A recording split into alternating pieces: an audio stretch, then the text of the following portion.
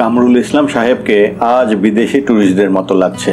তার গায়ে থাই সিল্কের ঢোলা শার্ট, সেই শার্টে লাল, নীল, সবুজ অনেক কটা রং, চোখে সানগ্লাস, গলায় ক্যামেরা ঝুললেই পুরোপুরি ট্যুরিস্ট। তার গা থেকে ভুর ভুর করে গন্ধও বের হচ্ছে। গাড়ির পেছনের সিটে তিনি গা এলিয়ে বসে আছেন। ফরহাদ তার পাশে। গাড়ি এয়ারপোর্ট রোড ধরে চলেছে। তিনি কোথায় যাচ্ছেন ঠিক বোঝা যাচ্ছে না। ফরহাদ ভেবেছিল তাকে নিয়ে তিনি যাচ্ছেন পিজিতে, আসমানি আছে পিজিতে, কিন্তু শাহবাগের মোড়ে এসে তিনি ড্রাইভারকে বললেন, এয়ারপোর্ট রোড ধরে এগিয়ে যাও। তারপরই ফরহাদের দিকে তাকিয়ে বললেন, তোমাদের এদিকে ভালো কফি শপ নেই তাই না? ফরহাদ বলল, আমি ঠিক বলতে পারছি না। আসমানি বলেছে নেই। আসমানি আর নিশাকে নিয়ে একবার কফি শপের সন্ধানে বের হয়েছিলাম, পাননি। কয়েকটি পেয়েছি গুলশানের দিকে, তবে ঠিক কফি শপ না, ফাস্ট ফুডের দোকান, চা কফিও বিক্রি করে, সবগুলি ইয়ং ছেলে মেয়েদের দখলে। আমার এমন কফি শপ দরকার যেখানে আমার মতো বুড়ো মানুষও যেতে পারে।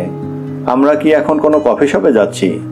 হ্যাঁ, কিছু কথা আছে বাড়িতে নিরিবিলি বসে বলতে হয়, কিছু কথা আছে পার্কে হাঁটতে হাঁটতে বলতে হয়, আবার কিছু কথা আছে বলতে হয় ভিড়ের মধ্যে, কফি শপে কিংবা পাবে। তোমার চারপাশে লোকজন থাকবে, তারা সবাই কথা বলবে, তুমিও বলবে, কেউ কারো কথা শুনবে না। জনতার মধ্যেই আছে নির্জনতা। ফরহাদ কিছু বলল না। আসমানির মামা তাকে বিশেষ কিছু কথা বলতে চান। সেই বিশেষ কথাগুলি কি সে ধরতে পারছে না। তিনি কি তাকে বলবেন আসমানির ভয়ঙ্কর কোনো অসুখ হয়েছে? এটা তাকে বলার দরকার নেই, এটা সে কারো সঙ্গে কথা না বলেও বুঝতে পেরেছে।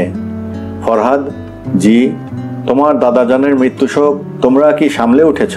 ফরহাদ বলল, জি। এখন কেউ কান্নাকাটি করছে না? ওনার বয়স হয়েছিল, মৃত্যু তার জন্য প্রয়োজন ছিল, কেউ তেমন কান্নাকাটি করেনি। তোমার খুব খারাপ সময় যাচ্ছে তাই না? জি। শুনলাম যে বাড়িতে থাকতে সেই বাড়ি ছেড়ে দিতে হচ্ছে। জি। যাচ্ছ কোথায়? নতুন বাসা ভাড়া করেছ? এখনো করিনি। তোমার যে চাকরি নেই এটাও জানতাম না, এটা আমাকে বলা দরকার ছিল। আসমানি কি জানে? জি জানে। এটা ভালো যে তাকে বলেছ, তার কাছে কিছু গোপন করনি। চাকরি যে নেই, সংসার কিভাবে চালাবে না চালাবে কিছু ভেবেছ? জি না। যে ছেলে বিয়ে করবে তার কোনো প্ল্যানিং থাকবে না? তোমার মার সঙ্গে আমার কথা হয়েছে, চমৎকার মহিলা। তিনি দুঃখ করে বলছিলেন তুমি যে বিয়ে করতে যাচ্ছ এই খবরটা তুমি তাকেও দাওনি। তোমার যে চাকরি নেই এটাও তিনি জানতেন না। তুমি একটা মেয়ের গভীর প্রেমে পড়েছ, এটা খুবই ভালো কথা। যখন ঠিক করলে মেয়েটাকে তুমি বিয়ে করবে তখনই কিন্তু রেসপন্সিবিলিটির ব্যাপারটা চলে আসছে না? জি। সিনেমায় বা রোমান্টিক উপন্যাসে কপর্দকহীন ছেলে প্রেমিকাকে বিয়ে করে, তাদের কোনো সমস্যা হয় না, তারা সুখেই সময় কাটায়। রিয়েল লাইফে তা হয় না। তোমাকে দেখে মনে হচ্ছে কল্পনা এবং বাস্তবের সীমারেখা সম্পর্কে তুমি জানো না।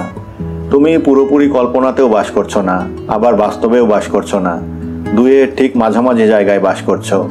আমি নিজে যে ভুলটা করেছি সেটা হচ্ছে আসমানির আবেগের মূল্য দিয়েছি। তোমার বিষয়ে কোনো রকম খোঁজখবর করার প্রয়োজন বোধ করিনি। খোঁজখবর করে সব জানলে বিয়েতে রাজি হতেন না? রাজি হতাম, আসমানির দিকে তাকিয়ে রাজি হতাম। কফি শপ একটা পাওয়া গেল। কামরুল ইসলাম সাহেবের পছন্দ হলো না। ছোট্ট জায়গা, ছেলে মেয়েরা দাঁড়িয়ে দাঁড়িয়ে বার্গার ফার্গার খাচ্ছে। এদের দেখে মনে হচ্ছে এদের বাড়িতে রান্না হয় না, দোকানের বার্গারই একমাত্র ভরসা। কামরুল সাহেব বললেন, চলো এক কাজ করা যাক, কোনো চাইনিজ রেস্টুরেন্টে বসি। ফরহাদ বলল, চাইনিজ রেস্টুরেন্টে কফি পাওয়া যায় না। চাইনিজ চা নিশ্চয়ই আছে, চলো চা খেতে খেতে কথা বলি। এই এলাকায় পরিষ্কার পরিচ্ছন্ন রেস্টুরেন্ট কোনটা?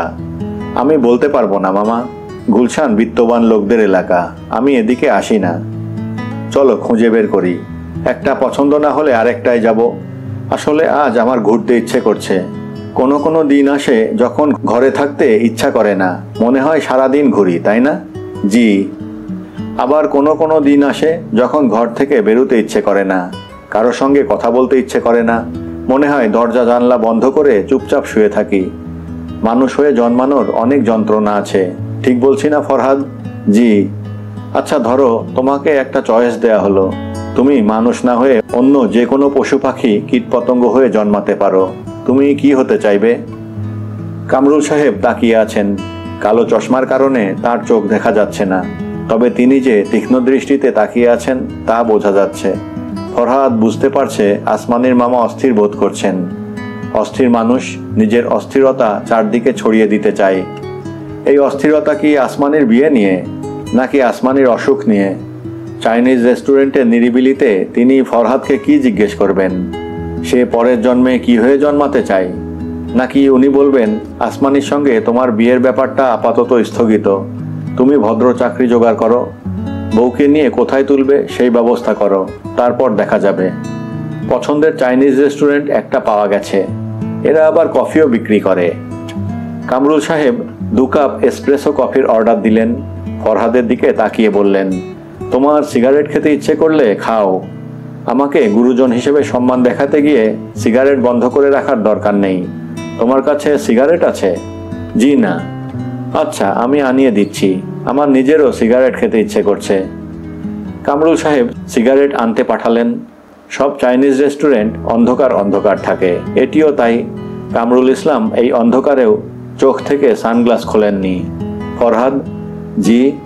আসমানির অসুখটা ভালো না বলে ডাক্তাররা সন্দেহ করছেন।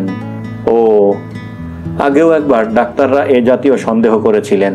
অনেক পরীক্ষা নিরীক্ষা করার পর তারা সন্দেহমুক্ত হয়েছিলেন। রিউমেটিক ফিভারের চিকিৎসা করা হয়, এতে উপকারও পাওয়া যায়। এখন মনে হচ্ছে ভুল চিকিৎসা হয়েছে।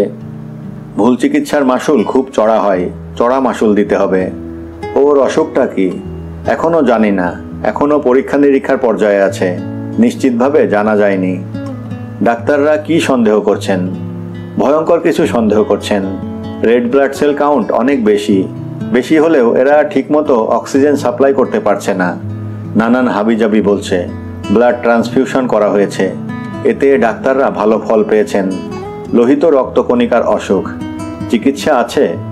লোহিত রক্তকণিকার অসুখের আবার নাকি নানান ভ্যারাইটি আছে।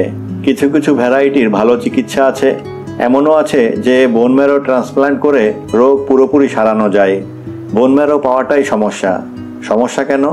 সব বোন ম্যারো ট্রান্সপ্লান্ট করা যাবে না। ক্রস ম্যাচিংয়ে দেখতে হবে ম্যাচ করে কি না। ক্রস ম্যাচিং করতে হবে আত্মীয় স্বজনের সঙ্গে, বিরাট জটিলতা। বাংলাদেশে ক্রস ম্যাচিংয়ের ব্যবস্থাও নেই, সিঙ্গাপুরে আছে।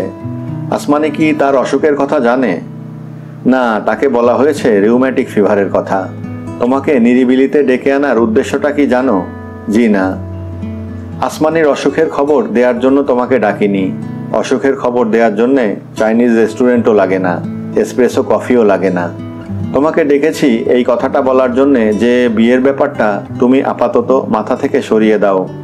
আসমানি বিয়ের জন্যে খুব অস্থির হয়ে আছে। জ্ঞান ফেরার পর প্রথম সে যে কথাটা বলেছে তা হচ্ছে, আমার বিয়ে হয়নি। ওকে কি সিঙ্গাপুরে নিয়ে যাওয়া হবে? জানি না, আমার এত টাকা নেই। শুধু আসমানিকে একা নিলে তো হবে না, বোন ম্যারো ক্রস ম্যাচিংয়ের জন্যে আরও অনেককে নিতে হবে। আমার এত টাকা নেই। সিগারেট চলে এসেছে। ফরহাদ সিগারেট ধরালো।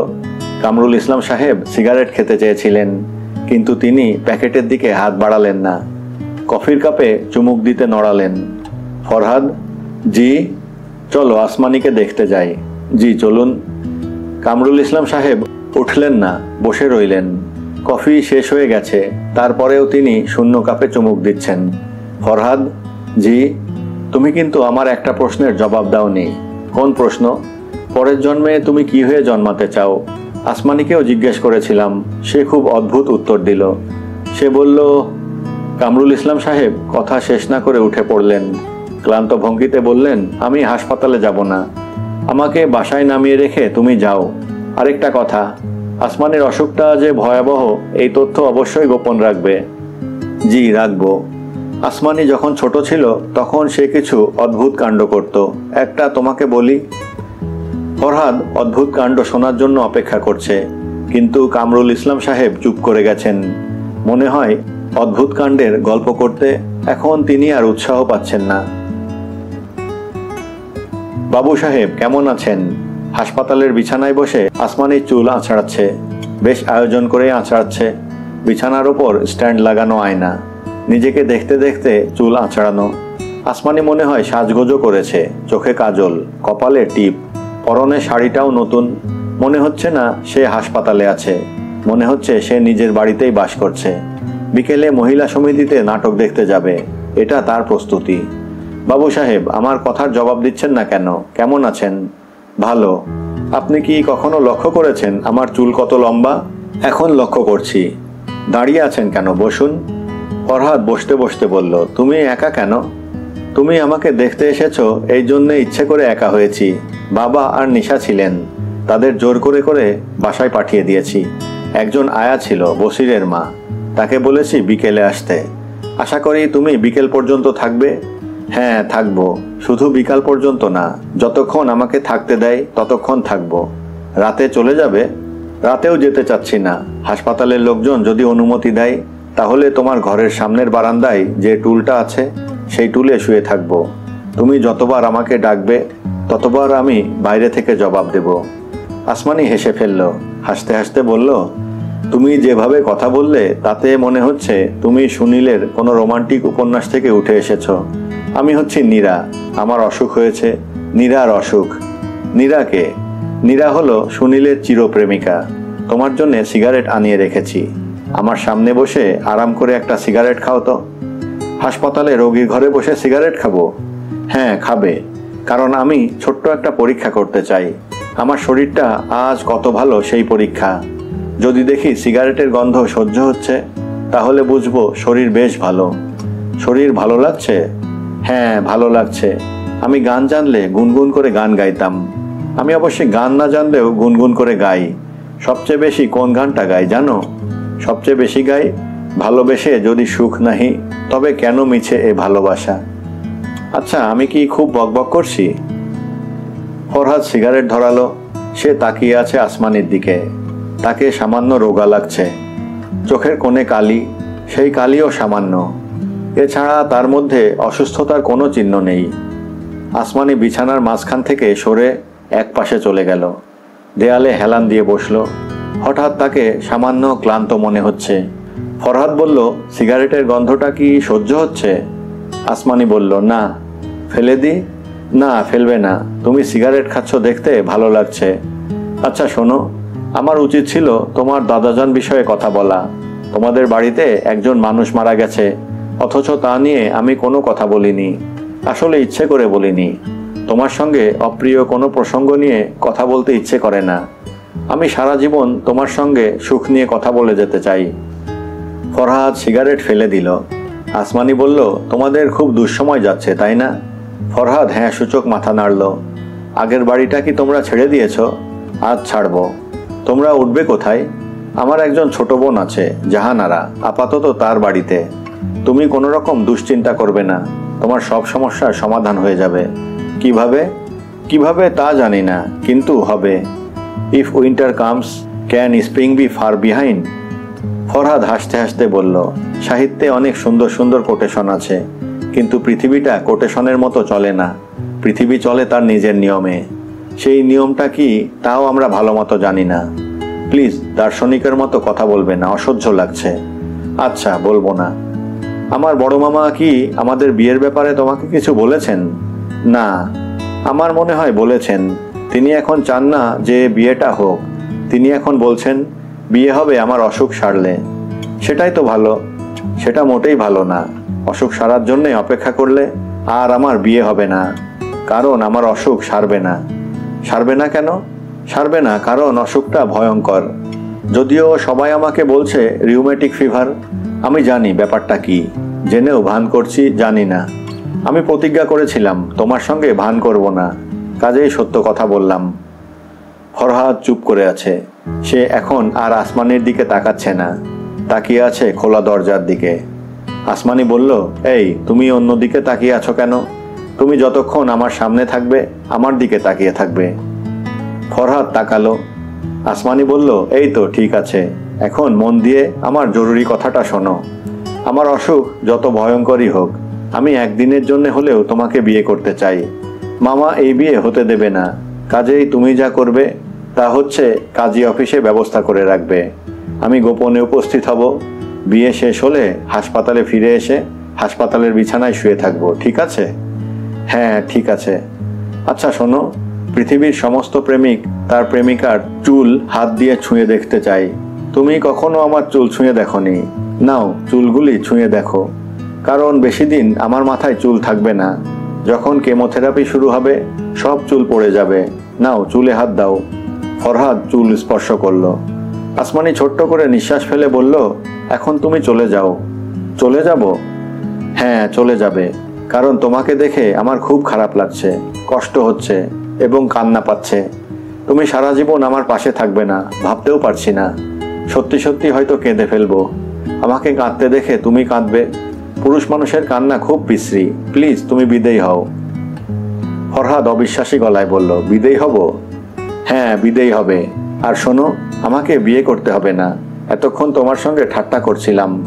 যে মেয়ে কবরের ওপর দাঁড়িয়ে আছে তার আবার বিয়ে কি? আচ্ছা বলো তো, আমাকে কি আজ খুব সুন্দর লাগছে? হ্যাঁ, তোমার চোখে আমাকে যেন সুন্দর লাগে, এই জন্যে সকাল থেকে সাজছি। কাজল দিয়েছি, মাস্কারা দিয়েছি। গাল গোলাপি লাগছে না? ব্লাশন করেছি। আমার চেহারা অতি দ্রুত খারাপ হয়ে যাবে। আমি চাই না আমার সেই চেহারা তুমি দেখো। কাজেই এই তোমার আমাকে শেষ দেখা। ফরহাদ তাকিয়ে আছে। আসমানি হাসছে। কি সুন্দর হাসি! এত সুন্দর করে একটা মেয়ে কি করে হাসে? তাছাড়া এখন কি তার হাসির সময়? আসমানি হাসি থামিয়ে বলল, আমার বাবা খুব দুশ্চিন্তায় পড়ে গেছেন। রাতে তার ঘুম হচ্ছে না। এই কদিনে তার ওজন এত কমেছে যা বলার না। কোনো প্যান্ট এখন পরতে পারেন না, ঢিলা হয়ে গেছে, বেল্ট লাগে। বাবাকে আজ দেখে খুব মায়া লাগলো। কথাবার্তাও এখন ঠিকমতো বলতে পারেন না, কথা আটকে যায়। তোমাকে নিয়ে খুব দুশ্চিন্তা করছেন? এই মুহূর্তে আমাকে নিয়ে দুশ্চিন্তা করছেন না, তার ফ্ল্যাট বাড়ি নিয়ে দুশ্চিন্তা করছেন। বাড়িটা বিক্রি করার চেষ্টা করছেন। আমাকে দেশের বাইরে নিতে হবে। টাকা কোথায়? বাবা তার সারা জীবনে টাকা পয়সা যা পেয়েছেন সব ওই ফ্ল্যাট কিনতে শেষ করেছেন। যে মুহূর্তে ফ্ল্যাট বিক্রি হবে আমরা হয়ে যাব পথের মানুষ, জাগ্রত জনতা। আসমানি আবারও হাসছে। ফরহাদ মন খারাপ করে তাকিয়ে আছে। আসমানি আজ অন্য দিনের চেয়ে বেশি হাসছে, বেশি কথা বলছে। স্পষ্ট দেখা যাচ্ছে সে ক্লান্ত হয়ে পড়ছে। তার কপালে বিন্দু বিন্দু ঘাম। ফরহাদের কি বলা উচিত? এত কথা বলার দরকার নেই, তুমি চুপ করে থাকো। আসমানি শাড়ির আঁচলে মাথার ঘাম মুছতে মুছতে বলল, একজন ভালো মেয়ে হিসেবে আমার বাবাকে বলা উচিত ফ্ল্যাট বিক্রি করার কোনো দরকার নেই। চিকিৎসা করে লাভ যা হবে তা হচ্ছে মনের সান্ত্বনা। তোমরা বলতে পারবে মেয়ের চিকিৎসার ত্রুটি হয়নি। এই মনের সান্ত্বনার জন্যে পথের ফকির হবে কেন? কিন্তু এরকম কোনো কথা আমি বলিনি। আমি খুব স্বার্থপর তো, এই জন্যে বলিনি। এই শোনো, তোমাকে আজ কিন্তু খুব সুন্দর লাগছে। ছাইরঙা শার্টেও লাগছে। তোমাকে বলেছিলাম না ছাইরঙা শার্টটা পুড়িয়ে ফেলবে? পুড়াওনি কেন? গরিব মানুষ তো, শার্ট পোড়াতে মায়া লাগে। শার্ট গা থেকে খুলে দাও, আমি পোড়াবো। আমিও গরিব, তবে আমার এত মায়া নেই। কই খুলছো না কেন? শার্ট সত্যি খুলবো? অবশ্যই খুলবে। আসমানি মিটিমিটি হাসছে। মনে হয় তার মনে কোনো দুষ্ট বুদ্ধি খেলা করছে। আমার সামনে শার্ট খুলতে লজ্জা লাগছে? হ্যাঁ, তাহলে একটা কাজ করো। টেবিলের ওপর দেখো একটা প্যাকেট আছে। প্যাকেটটা নিয়ে বাথরুমে ঢুকে পড়ো।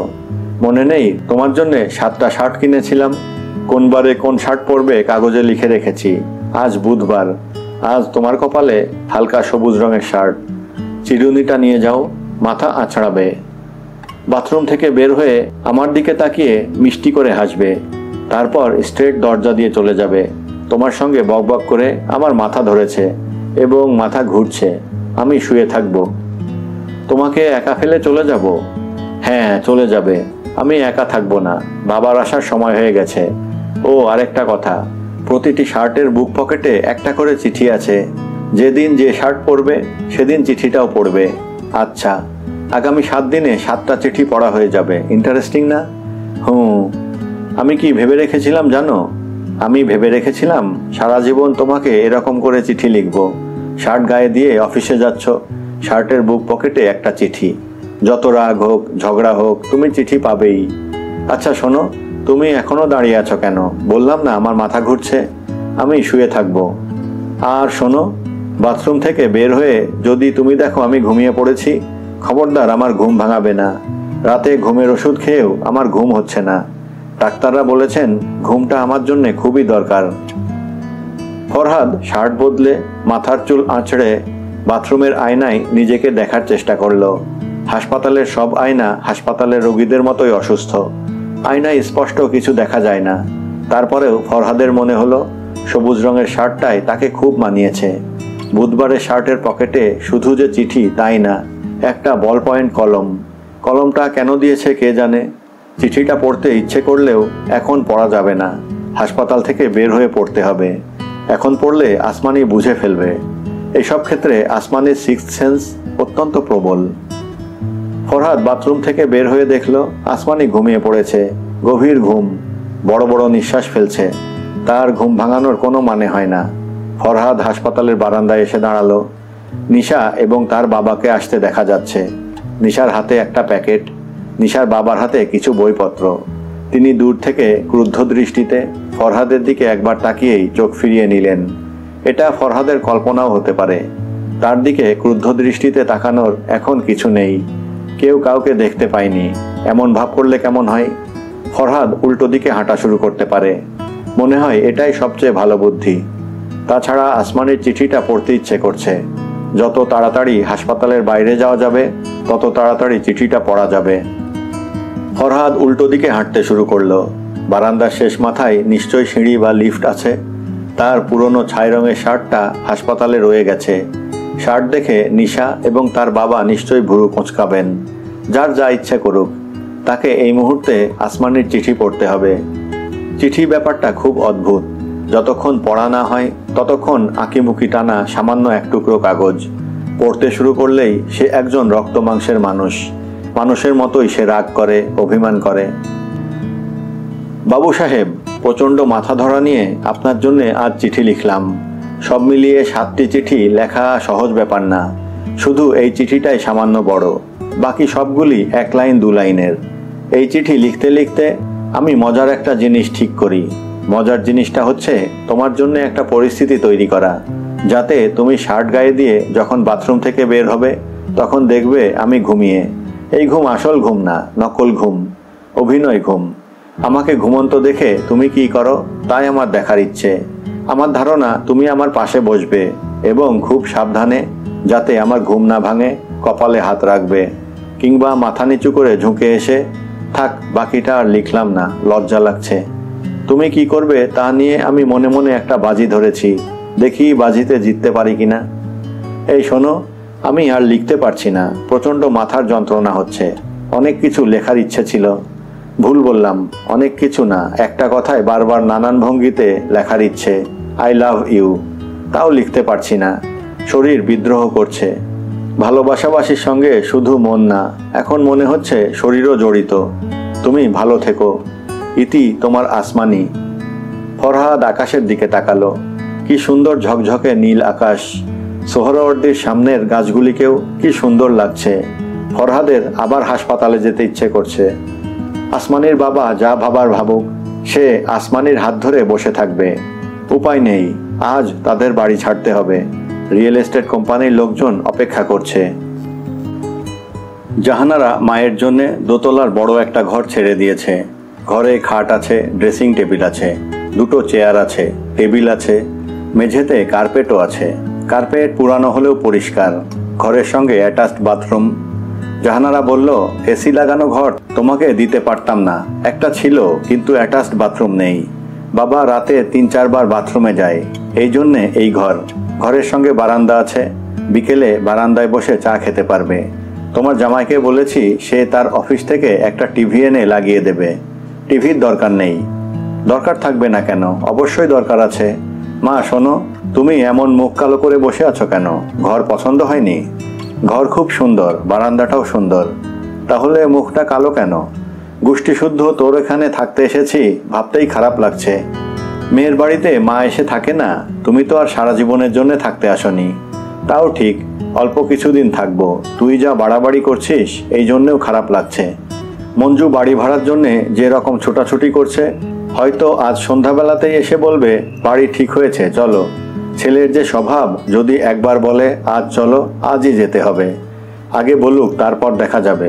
মা শোনো, তোমার আর বাবার জন্যে ঘরে খাবার দিয়ে যাবে। খাবার ঘরে তোমাদের খেতে যাবার দরকার নেই। মজিদের মা বলে একটা কাজের মেয়ে আছে, তোমার যখন যা দরকার তাকে বলবে। মজিদের মাকে চিনেছ তো, ওই যে উঁচু দাঁত? ঠিক আছে মা? হ্যাঁ ঠিক আছে। তোমার তো আবার ঘন ঘন চা খাবার অভ্যাস, তোমাকে সকালবেলায় 1 ফ্লাস্ক গরম পানি দিয়ে যাব। ঘরে টি কাপ, চিনি, দুধ থাকবে, শুধু চাটা বানিয়ে নেয়া। ফরহাদ কোথায় থাকবে?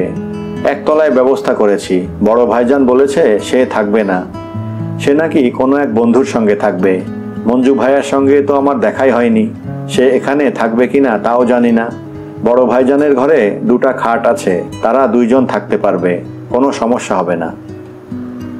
মেয়ে তাদের যত্ন করছে, তাতে তার খুশি হওয়া উচিত। তিনি খুশি হতেন যদি জানতেন তার 2 ছেলে তার জন্য বাসা ভাড়া করবে। তিনি ভাড়া বাসাতে উঠে যাবেন। মঞ্জু তাকে পরিষ্কার বলে দিয়েছে, পাগল হয়েছ মা, আমি বাড়ি ভাড়া করব কিভাবে? আমার আছে কি? তোমাকে যে মাসে 1000 করে টাকা দেব বলেছি, এটাই আমার ফাইনাল কথা, সেটা দেব। তোমাকে একটা সুবিধা করে দিচ্ছি, আমার থাকার ব্যবস্থা নিয়ে তোমাদের চিন্তা করতে হবে না, আমার ব্যবস্থা আমি করে নেব। ফরহাদের সঙ্গেও তিনি কথা বলেছেন। ফরহাদ মাথা নিচু করে বলেছে, দেখি একটা কিছু ব্যবস্থা করব। সেই ব্যবস্থাটা কি সে বলতে পারছে না। ব্যবস্থাটা কবে নাগাদ হবে সে সম্পর্কেও কিছু বলছে না। ফরহাদের দৃষ্টি ভরসাহারা দৃষ্টি। তিনি ফরহাদকে মোটামুটি কঠিন গলায় বলেছেন, আমরা জামাইয়ের বাড়িতে কতদিন পড়ে থাকব?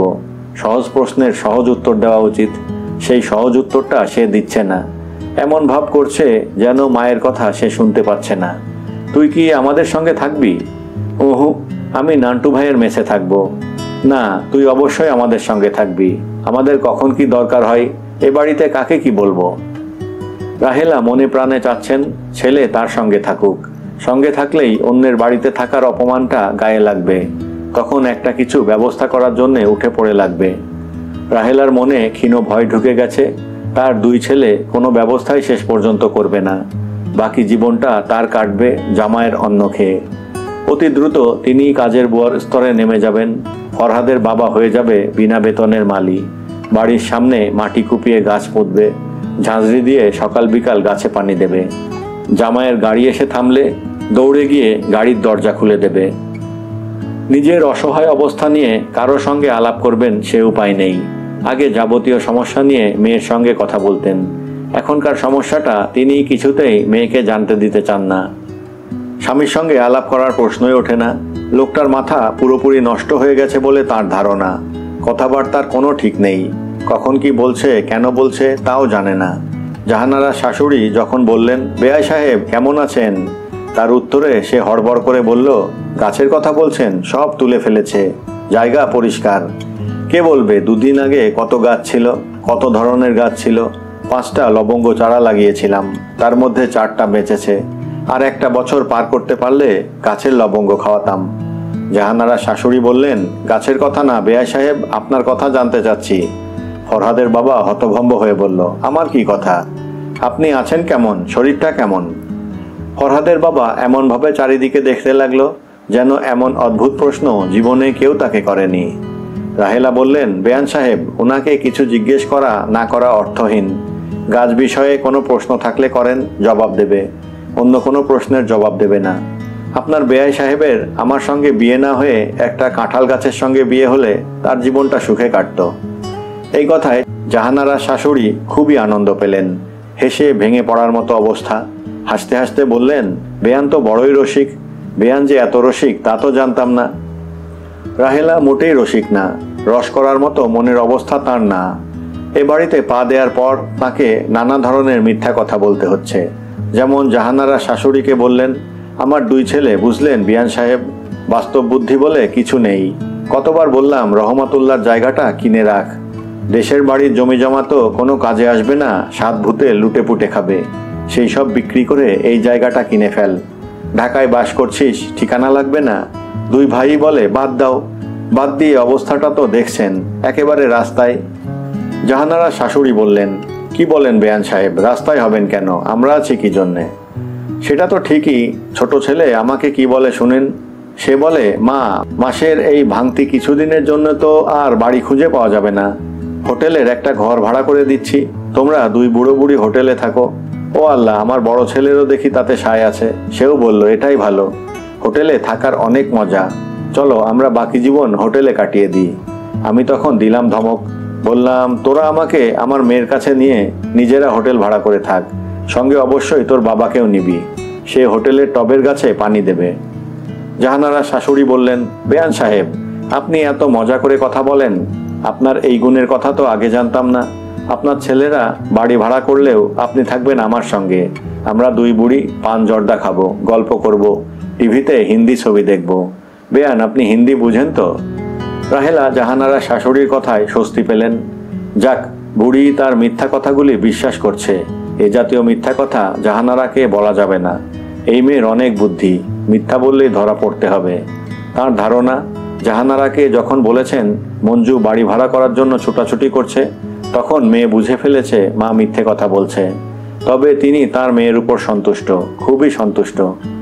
মেয়ে তাকে অনেক কিছু জিজ্ঞেস করতে পারত, কিছুই জিজ্ঞেস করেনি। সে বলতে পারত, ভাইয়ের বিয়ে দিচ্ছ, কই আমি তো কিছু জানলাম না। আমি যখন রানীর সঙ্গে বিয়ের কথা বললাম তখনও চুপ করে রইলে। মেয়েকে শুধু মনে পড়ে বিপদের সময়ে। জাহানারা কিছু জানতে চায়নি। দাদাজানের মৃত্যুর কারণে বিয়ে ভেঙে গেছে, সেই ভাঙা বিয়ে আবার কবে জোড়া লাগবে সে ব্যাপারেও কোনো কৌতূহল দেখায়নি। এখন দেখায়নি বলে যে কোনোদিন দেখাবে না তা না, এক সময় না এক সময় জানতে চাইবে। রাহেলা তখন কি বলবেন সব ঠিক করে রেখেছেন। তিনি বলবেন, ওই বিয়ে হবে না, তোর ভাইয়ের বিয়ের দায়িত্ব আমি তোর হাতে দিলাম, মা তুই ব্যবস্থা কর। এটা বলতে তার কোনো অসুবিধা নেই, কারণ তিনি জানেন বিয়ের দিন বিয়ে ভেঙে গেলে সেই বিয়ে আর কখনো হয় না। এটা তিনি যে একা জানেন তা না, সবাই জানে। তার উপর খবর পাওয়া গেছে মেয়েটা ভয়ঙ্কর অসুস্থ, চিকিৎসার জন্য হাসপাতালে আছে। এমন অবস্থা যে দেশে চিকিৎসা হচ্ছে না, বিদেশে যেতে হচ্ছে। তড়িঘড়ি করে যে বিয়ে দিতে চাচ্ছিল এই জন্যই চাচ্ছিল, রোগ গোপন করে মেয়ে পার। ধর্মের কল বাতাসে নড়ে, বাতাস না থাকলেও আপনা আপনি নড়ে। আল্লাহর ইশারায় বিয়ে ভেঙে গেল, কাউকে কিছু করতে হলো না, বলতে হলো না। রাহেলা ঠিক করে রেখেছেন রানীর সঙ্গে ফরহাদের বিয়ের ব্যাপার নিয়ে এখনো কোনো কথা বলবেন না, চুপচাপ অপেক্ষা করবেন। তার মন আগেও বলেছে বিয়েটা হবে, এখনো বলছে হবে। জাহানারা একটু সাহায্য করলেই হবে। সেই সাহায্য কি জাহানারা করবে? করবে তো বটেই, বাপ ভাই বলে কথা। তবে জাহানারা মনে কষ্ট পেয়েছে, পরে এক সময় মেয়ের সঙ্গে নিরিবিলিতে অনেক কথা বলবেন। রানী মেয়েটিকে আগে যেমন সুন্দর দেখেছিলেন, এবার তার কাছে আরো সুন্দর লাগছে। বিয়ের কথাবার্তা শুরু হলেই মেয়েরা সুন্দর হতে থাকে। সবচেয়ে বেশি সুন্দর হয় গায়ে হলুদের দিন। বিয়ের রাত থেকে তাদের সৌন্দর্য কমতে শুরু করে, এটা হলো সাধারণ কথা। রানীর বিয়ের কথা শুরু হয়েছে বলেই সে সুন্দর হচ্ছে, এ বিষয়ে তিনি নিশ্চিত। এ বাড়িতে এসেই রানীকে তিনি একটা শাড়ি দিয়েছেন। মুরব্বীরা বেড়াতে এলে কাপড় চোপড় মিষ্টি নিয়ে আসে, সেইভাবে আনা। তবে শাড়িটা নিয়ে তার মন সামান্য খুঁতখুত করছে, কারণ এই শাড়ি ফরহাদ তার বউয়ের জন্য কিনেছিল, সুন্দর করে প্যাকেট করা। ফরহাদকে জিজ্ঞেস না করেই দিয়েছেন। ফরহাদের এসব মনে থাকবে না, এখন তার হচ্ছে মাথার ঘায়ে কুত্তা পাগল অবস্থা।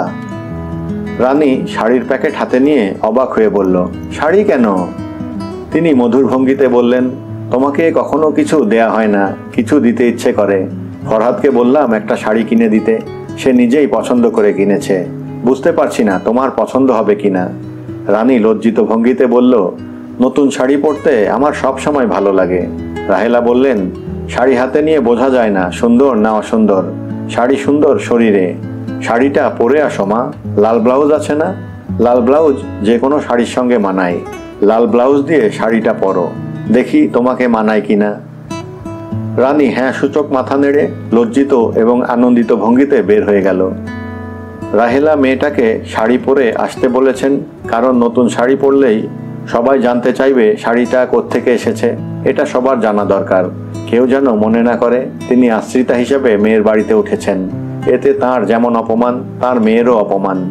তিনি যতদিন থাকবেন খরচাপাতি করে থাকবেন, এমনভাবে খরচ করবেন যেন সবার চোখে পড়ে। কাল পরশু বিশাল একটা কাতল মাছ কিনে আনাবেন। রানীকে শাড়ি তিনি অনেক বিচার বিবেচনা করেই দিয়েছেন। শুধু শাড়িটা কিনেছে ফরহাদ, এই কথাটা না বললে ভালো হতো। রানী যদি কোনোদিন ফরহাদকে কিছু জিজ্ঞেস করে তাহলে সমস্যা হবে। আজকালকার মেয়ে, অকারণে কথা বলা এদের স্বভাব। ফরহাদকে দেখে বলে বসতে পারে, আপনি তো ভালো শাড়ি চেনেন, রংটা আমার খুব পছন্দ হয়েছে। আর ফরহাদ এমন গাধা, এরকম কোনো কথা বললে সে সঙ্গে সঙ্গে বলবে, কই আমি তো তোমার জন্য শাড়ি কিনিনি। রাহেলা অনেকক্ষণ অপেক্ষা করলেন। রানী শাড়ি পরে তাকে এসে সালাম করবে, তিনি বিস্মিত হয়ে লক্ষ্য করলেন মেয়েটা এলো না। বাড়ির পেছনে কোর্ট কেটে ব্যাডমিন্টন খেলা হচ্ছে। তিনি বারান্দা থেকে দেখলেন রানী ব্যাডমিন্টন খেলছে। তাকে দেখে লজ্জা পাবার মতো ভাবও করল না। রানীর সঙ্গে লম্বা মতো যে মেয়েটি খেলছে তাকে তিনি চিনতে পারলেন না। এদের কোনো আত্মীয় স্বজন হবে। এখন থেকে এ বাড়ির সবাইকে চিনতে হবে, তাদের আচার আচরণ বিশ্লেষণ করতে হবে, সবার মন জুগিয়ে এমনভাবে চলতে হবে যেন কেউ বুঝতে না পারে তিনি সবার মন জুগিয়ে চলছেন। একবার বুঝে ফেললে সর্বনাশ। আশ্রিতের জীবন ভয়াবহ জীবন। এই জীবন সহনীয় করার কোনো ব্যবস্থা নেই। নিজেকে এই পরিবারের কাছে অতি প্রয়োজনীয় করে তুলতে পারলে জীবনযাত্রা সহজ হবে, কিন্তু এমন সম্ভাবনা একেবারেই নেই। এদের বিরাট পরিবার, অনেক লোকজন, 4-5টা কাজের মেয়ে, 9-10 বছর বয়সী 2টা ছেলে, যাদের একমাত্র কাজ একটু পরপর দোকানে যাওয়া, এটা ওটা নিয়ে আসা। বাজার করার লোকও আলাদা। বিশাল বলশালী একজন মানুষ, মাথা কামানো। তাকে দেখলেই মনে হয় কিছুক্ষণ আগে একটা খুন করে এসেছে। পরিশ্রম হয়েছে বলে ক্লান্ত হয়ে চা খাচ্ছে। চা খেয়ে দ্বিতীয় খুনটা করতে যাবে। রাহেলা এই বাড়ির ভাব ধরার চেষ্টা করছেন, ধরতে পারছেন না। এত সহজে ধরা যাবে না, সময় লাগবে। জাহানারার কাছে শুনেছেন এরা একান্নবর্তী পরিবার, কিন্তু এখন দেখছেন সবার জন্য একসঙ্গে রান্না হয়। এটা যেমন ঠিক, আবার প্রত্যেক পরিবারের আলাদা রান্নাঘর আছে, সেখানেও রান্না হয়, এটাও ঠিক। রাতে জামাইয়ের সঙ্গে রাহেলার দেখা হলো। জামাই বিনয়ে কাচুমাচু হয়ে বলল, সাভারে গিয়েছিলাম, এই কিছুক্ষণ আগে ফিরেছি। আম্মা, খাওয়া দাওয়া হয়েছে? রাহেলা বললেন, জি বাবা, খেয়েছি। খাওয়া দাওয়ার কোনো অসুবিধা হলে আমাকে বলবেন। না বাবা, অসুবিধা কি হবে? আমাদের মানুষ বেশি, অসুবিধা হবেই। সবার রুচির দিকে লক্ষ্য রেখে তো রান্না করা সম্ভব হয় না। এই জন্যে বলে দেয়া আছে দিনে মাছ, রাতে মাংস। বাবা, আমার কোনোই অসুবিধা হচ্ছে না। আর কয়েকটা দিনেরই তো ব্যাপার। মঞ্জু একটা বাড়ি ঠিক করে ফেলেছে। বাথরুমের কিছু কাজ করবার জন্যে 3-4 দিন নাকি সময় লাগবে। 3-4 দিন লাগুক বা 3-4 মাস লাগুক, আম্মা এটা আপনার নিজের বাড়ি। জাহানারা মোবাইলে বলেছিল অফিসের টিভিটা আনতে। সাভার থেকে এসেছি তো মা, ভুলে গেছি। কাল সকালে অফিসে গিয়েই টিভি পাঠিয়ে দেব। বাবা, তুমি ব্যস্ত হয়েও না, এটা কি আর টিভি দেখার বয়স? আল্লাহ আল্লাহ করে দিন পার করা। তুমি পরিশ্রম করে এসেছো, যাও হাত মুখ ধুয়ে খাওয়া দাওয়া করো। জামাইয়ের কাছ থেকে এর চেয়ে ভালো ব্যবহার তিনি আশা করেননি। ভবিষ্যতে তার জন্যে কি অপেক্ষা করছে তিনি জানেন না। ভবিষ্যৎ খুব সুখের তা মনে হয় না। স্ত্রীর ভবিষ্যৎ স্বামীর সঙ্গে যুক্ত। যেখানে স্বামী থেকেও নেই সেখানে আর ভবিষ্যৎ কি? রাত 10টার দিকে জাহানারা পানদান নিয়ে উপস্থিত হলো। রাহেলা বললেন, খাওয়া দাওয়া করেছিস? জাহানারা বসতে বসতে বলল, না, আমার খেতে বসতে বসতে রাত 12টা বাজবে। রাহেলা পান মুখে দিতে দিতে বললেন, দুপুরের পর থেকে তোর বাবার সঙ্গে দেখা হয়নি। সে আছে কোথায় জানিস? টিভি দেখছেন। জামাইয়ের বাড়িতে এসে এত টিভি দেখা দেখি কি? ওকে এসে ঘুমোতে বল।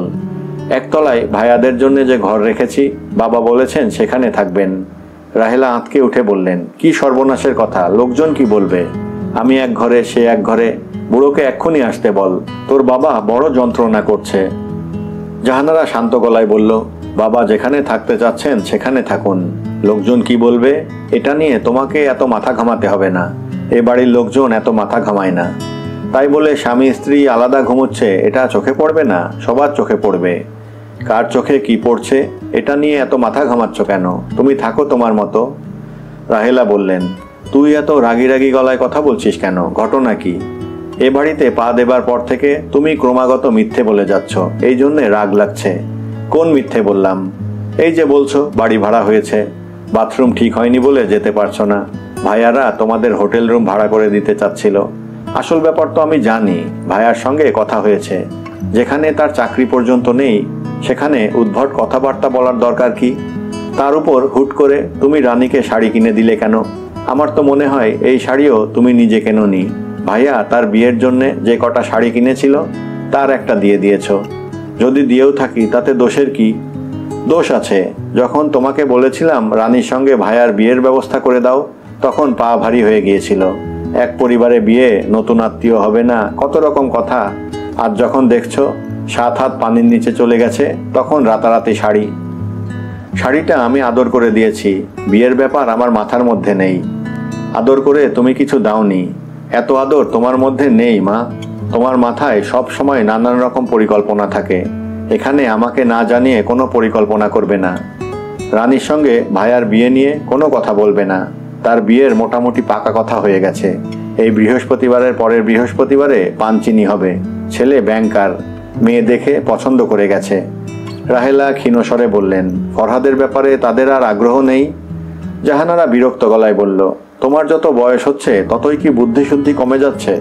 যে ছেলে বিয়ে করতে যাচ্ছিল, কোনো একটা সমস্যায় হঠাৎ বিয়ের তারিখ পাল্টেছে, তার ব্যাপারে আগ্রহ থাকবে কেন?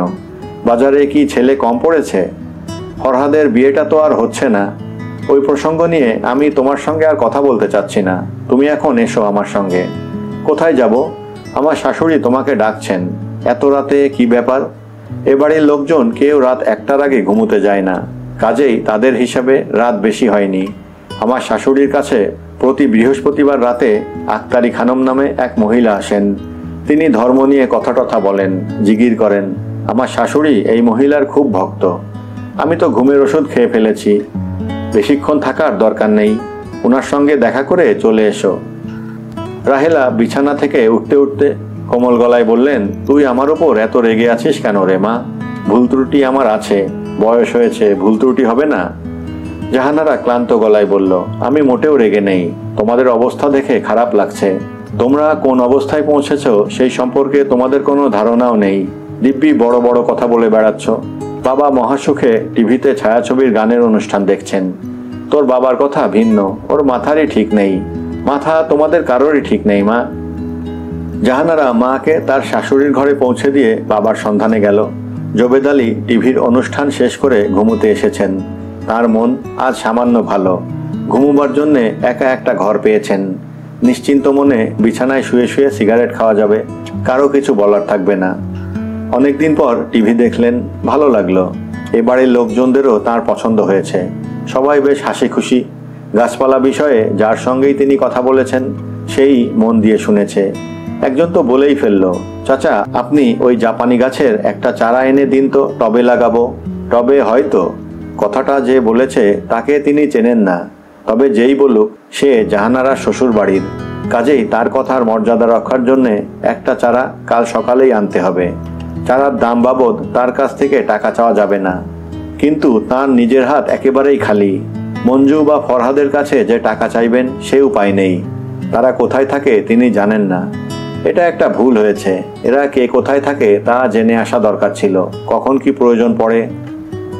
রাহেলার কাছে টাকা আছে তা তিনি জানেন, থাকলেও কোনো লাভ হবে না। তিনি যদি রাহেলার পা ধরেও বসে থাকেন তাতেও কিছু হবে না। জাহানারার কাছ থেকে ধার হিসেবে নিয়ে নেওয়া যায়। বাবা তার মেয়ের কাছে ধার চাইতেই পারে, এতে লজ্জা বা অপমানের কিছু নেই। ধার নিয়ে ফেরত না দেওয়াটা লজ্জার। তিনি ফেরত তো দেবেনই।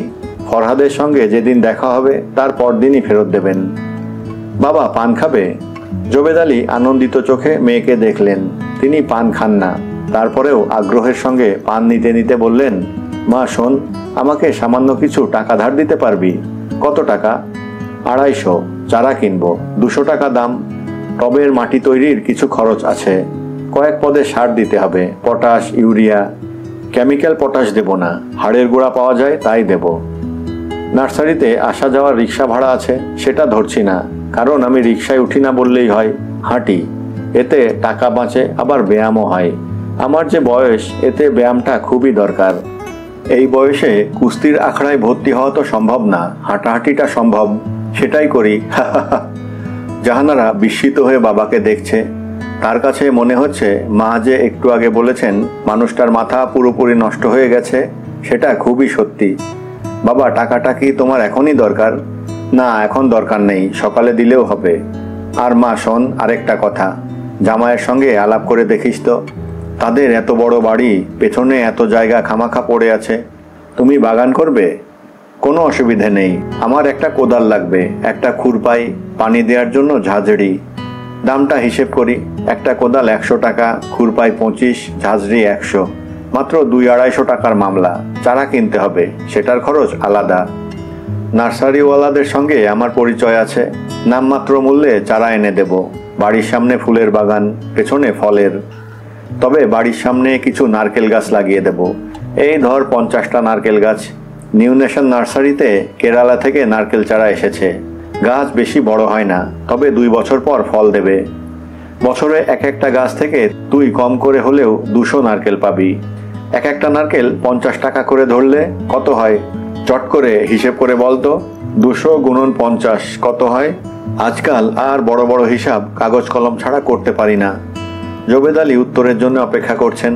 জাহানারা ভাবছে আর দেরি করা ঠিক হবে না, তার বাবাকে অতি দ্রুত কোনো ভালো ডাক্তার দেখাতে হবে। রাহেলাকে দেখে মনে হবে তিনি গভীর আগ্রহে আক্তারি বেগমের কথা শুনছেন। আসলে তা না, ঘুমের ওষুধ খাবার কারণে ঘুমে তার চোখ জড়িয়ে আসছে।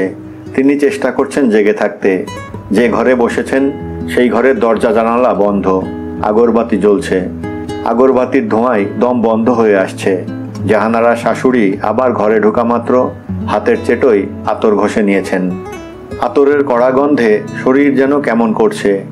ঘরটা ছোট, সেই তুলনায় অনেক মহিলা বসে আছেন।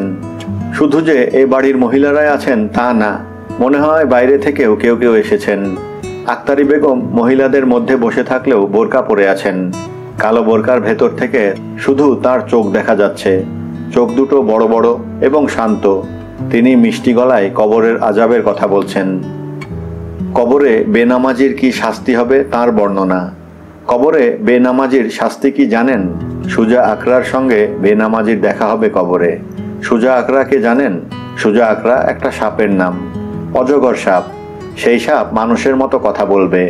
সাপটা পৃথিবীর সাপের মতো না, অন্যরকম। এই সাপের নখ আছে। কত বড় নখ শুনবেন? একজন মানুষ একদিনে যত পথে হাঁটতে পারে তত বড়, অর্থাৎ প্রায় 40 মাইল। এই সাপ বেনামাজির গায়ে নখ দিয়ে আঘাত করবে। এক একটা আঘাতে বেনামাজি মাটির নিচে 50 গজ ডেবে যাবে। বোঝেন অবস্থা। শাস্তি আরও আছে। কবর আপনি যত বড় করেই বানান, বেনামাজির কবর ছোট হতে থাকে। কবর শরীরের ওপর চাপ দেয়। কেমন সে চাপ?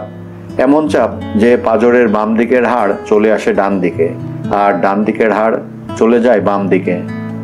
রাহেলা বেগম ঘুম কাটানোর অনেক চেষ্টা করছেন। ধর্মীয় আসরের মাঝখানে ঘুমিয়ে পড়া খুবই অন্যায় হবে। এই আসর কখন ভাঙবে কে জানে। সুজা আকরা নামের সাপটা নিয়ে তিনি এই মুহূর্তে কোনো চিন্তা করছেন না। সময় আসুক, তখন দেখা যাবে। আপাতত যে কাজটা করতে হবে তা হচ্ছে জেগে থাকা। রানী মেয়েটাও সুজা আকরা সাপের কথা শুনছে, তবে মাঝে মধ্যে ফিকফিক করে হাসছে। মেয়েটা তার দেয়া শাড়িটা পরল না কেন? রং পছন্দ হয়নি? নাকি মেয়েটা তাকে বুঝিয়ে দিতে চাচ্ছে? খাতির করতে এসো না,